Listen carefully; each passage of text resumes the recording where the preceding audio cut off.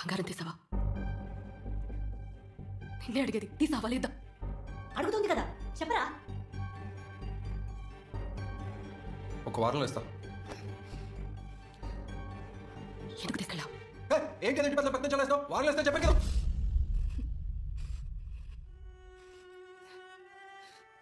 ఇంటి గురించి పట్టించుకోవడం చేత కాదు కానీ నోరులేస్తుందా? అడిగిన దానికి సమాధానం చెప్పు. ఎందుకు తీసుకెళ్ళా?